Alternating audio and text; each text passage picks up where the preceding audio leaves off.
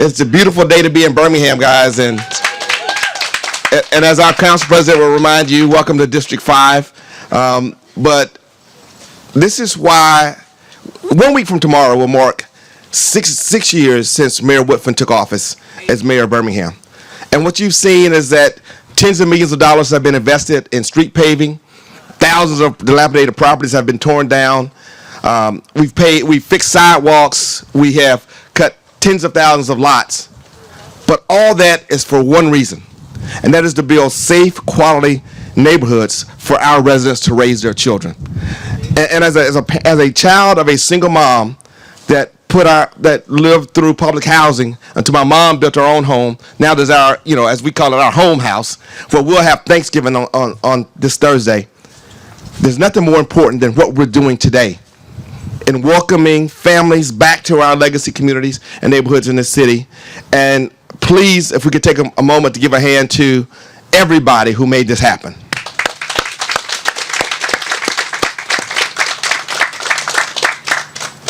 We're going to talk really quickly because the city is, as hard as we work, and with the great leadership of the mayor and the city council, we still can't do it by ourselves. And so we are so proud to have our community partners.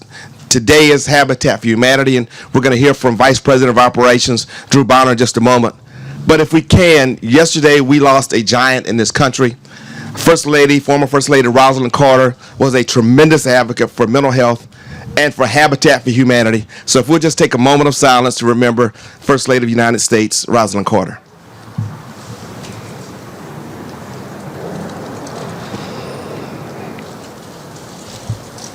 Thank you. That work continues, and right now we're in Wahouma. We are building houses as a city in Bellevue Heights. We're working in Pratt City. We got a $50 million grant to do houses in Smithfield. Birmingham is on the move, and we hope folk get on the train before we leave the station, because we're not stopping here. We'll continue to do that's great work. And again, it can only happen because of our great leadership from our mayor and our city council, and because of community partners like Drew Bonner and Habitat for Humanity. Drew?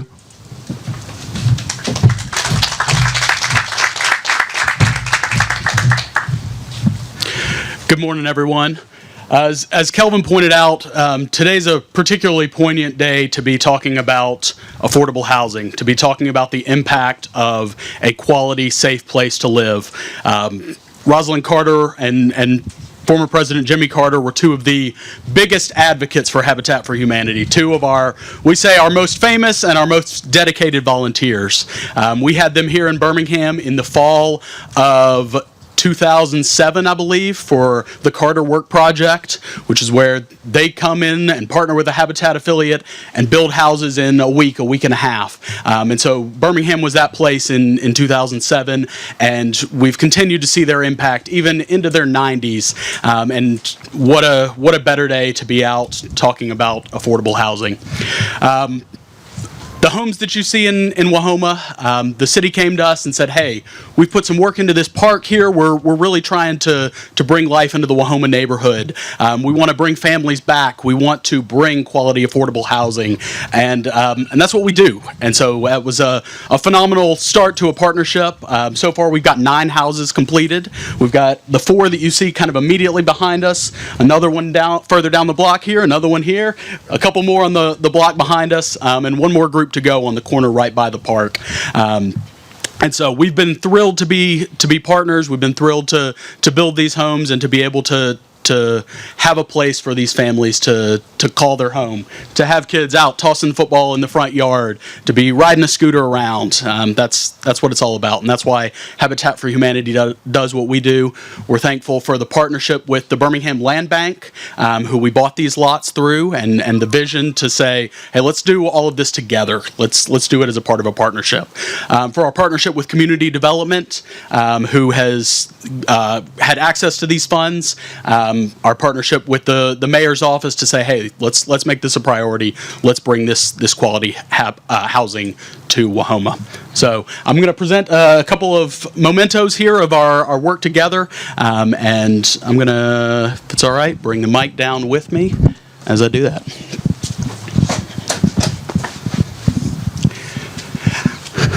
First one is for Mayor Woodfin. This project was a part of his vision, and this is a little something to commemorate that. Thanks so much. Yeah. It's pretty cool. Thank you. Second is for Councilor O'Quinn, councilor for this district, who walked the streets the first day we started looking at the project. So, Awesome. thank you very much. Thank you.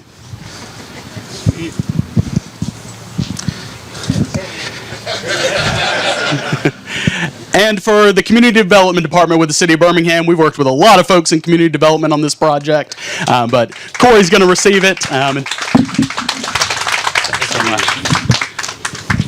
I'd like to give huge thanks to all the folks in community development. A lot of folks have touched this project on their end, and we're really thankful for the work that they've put in with us in partnership to get this done. Thank you. At this time, I'm going to turn it over to Mayor Woodfin. Thank you, Drew. Feel so far away from y'all. I don't feel like standing on the stage. Sorry, Kelvin. Good morning. It's good to see everybody this morning. Kelvin's right. November 28th, 6 years ago, I ran for mayor, and I was honored to be elected.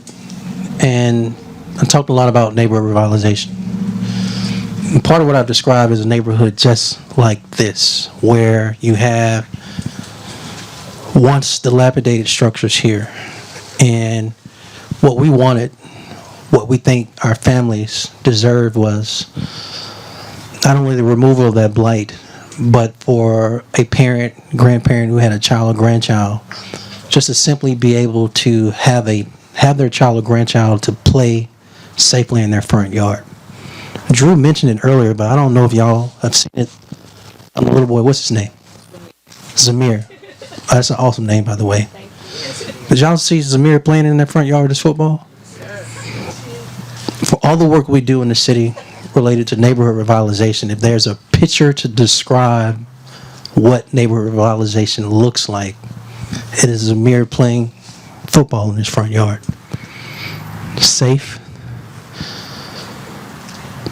family, happiness, peace, content, home ownership. That's what it looks like. That's what it feels like. And I thought that feels so intimate. I thought I could just sit down and share that with you this morning. We are in Dr. Daryl O'Quinn's district, everybody, District 5. Daryl and I have been in the trenches for a while serving people, but we have memories of this neighborhood meetings, what residents in this community have been saying they wanted. Last Friday, the team did a tour in a neighborhood on the south side of the city, and we talked about housing. We got out of our vehicles, we got on foot, and we walked streets in a neighborhood where you had single-family homes, duplex, triplex, multifamily apartments, etc. And within that, it ranges, right? There's a portfolio of housing. There is market rate housing. There is affordable housing. There's attainable housing, and there's all these other forms of housing. This partnership, Drew, with you and your team with Habitat, we're extremely grateful. I want to break that down, what that means twofold. I'm going to go recent history first. Recent history would be, for me, 1998.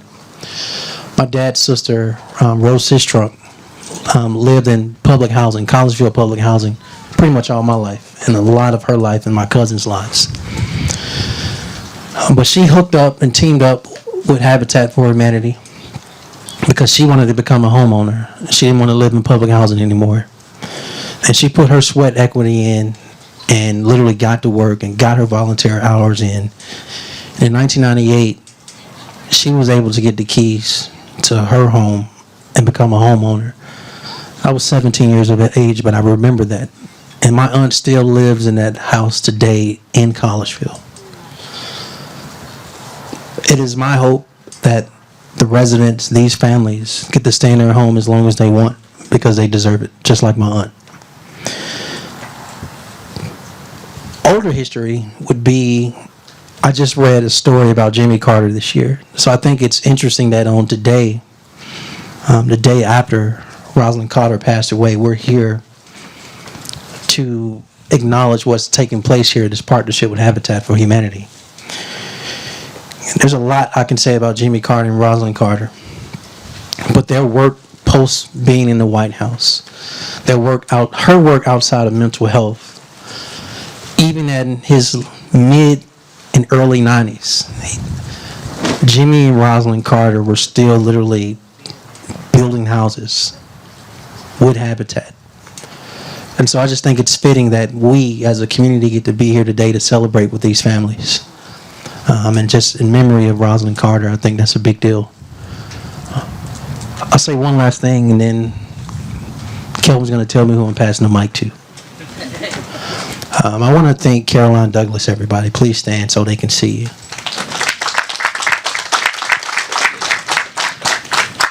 Caroline Douglas leads the land bank for the city of Birmingham. And she has a team here that's present with her as well. And I want to thank them as well. But to be able to get creative and find solutions to bring real estate back to these communities is a big deal. So thank you so much. I also want to thank Corey Stallworth. Please stand. Kelvin's playing hide and seek, everybody. Oh, there he is. I want to thank Corey and Kelvin and the entire community development team, those who are present and not present, for everything they do as it relates to bringing more housing opportunity for our residents in this city. And then last but not least, Drew, thank you, Habitat, for all the work you do, not just in the city of Birmingham, but literally around the entire world and globe, everybody.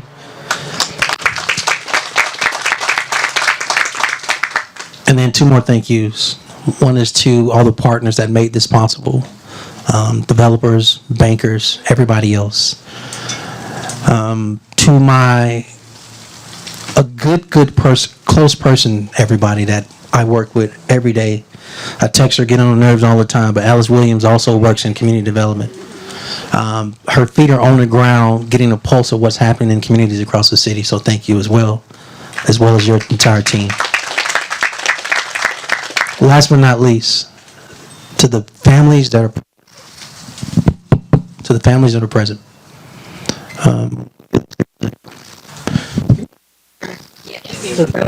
we do this because we want to do this for many more families. So have a good morning, everybody.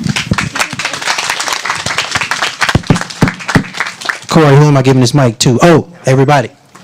Dr. Darrell O'Quinn. Good morning.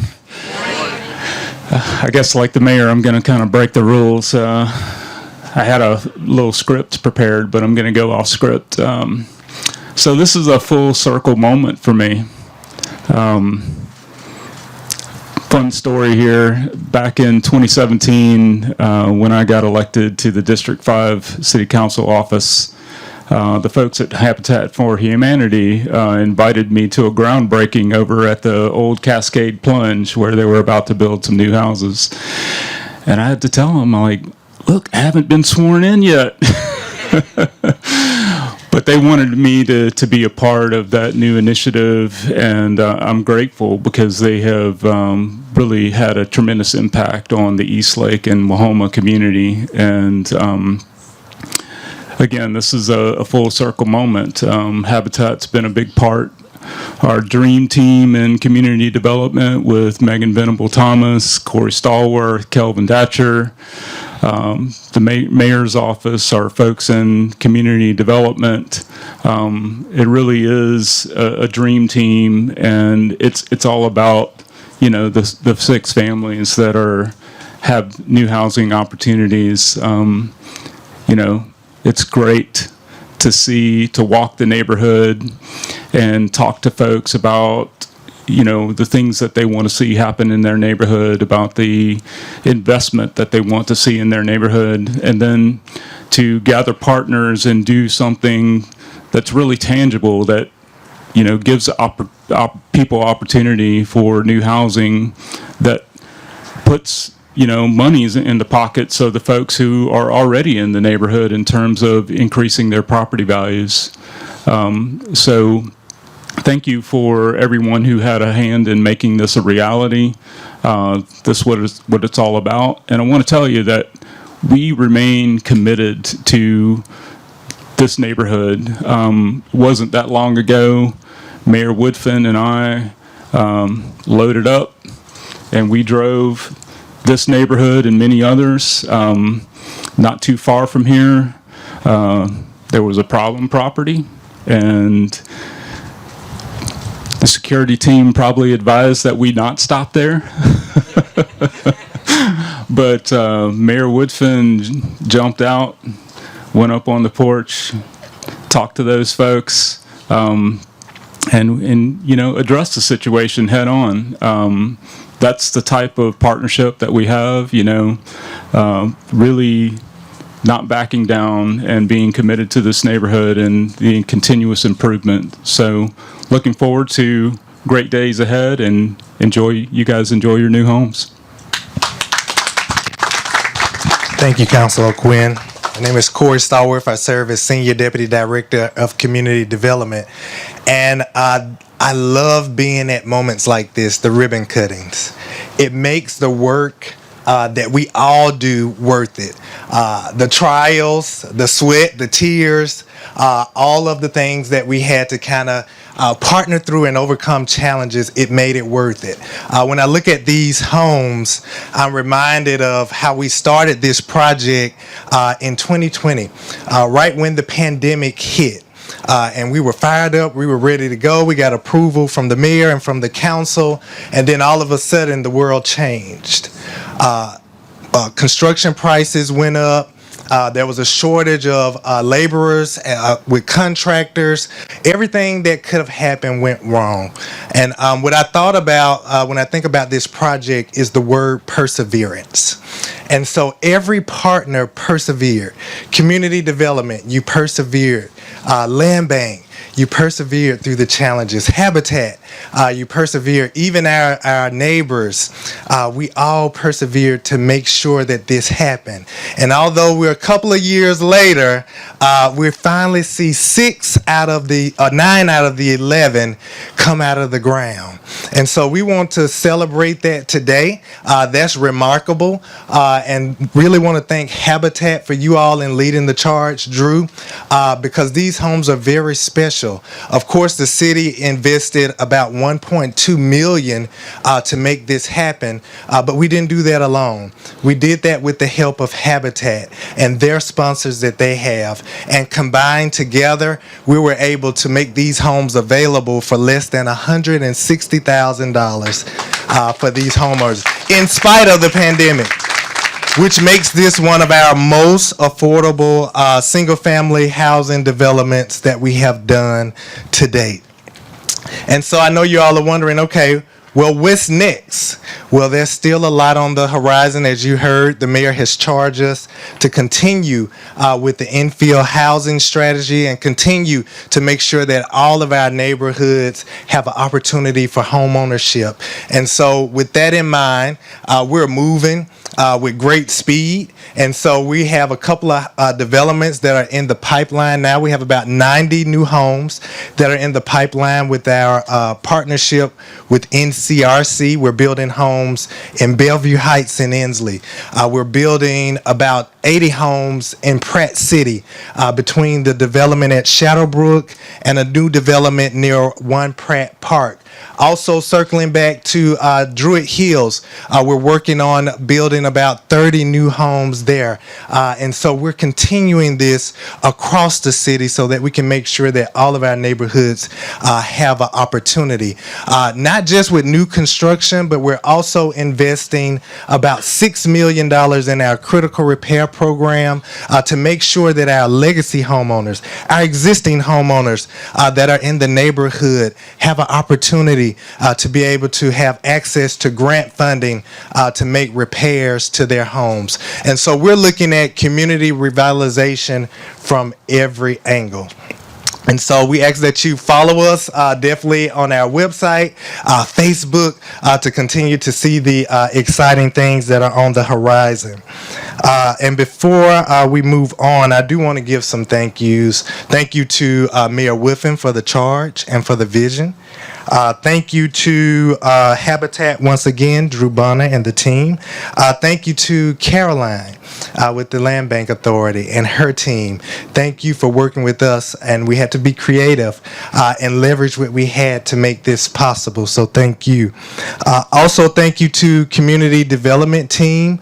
Some of them are around the tent, but we have our housing rehab specialists here, and those are our important asset on the team. They make sure that they inspect every home and make sure that it is of quality and that the home is safe and sound. So we could not have done this without them. Courtney Newton on our team, he made sure that every resident was able to go to the closing table, and if they needed assistance, we provided assistance to them in down payment assistance. So thank you, Courtney. Also, thank you to our community resource division, Alice. Thank you, Jason, for all the work that you do in engaging the community and making sure that with each housing development that we do, we always do it with the residents in mind. Thank you to President of the Council, Councilor O'Quinn, for all of your support as well.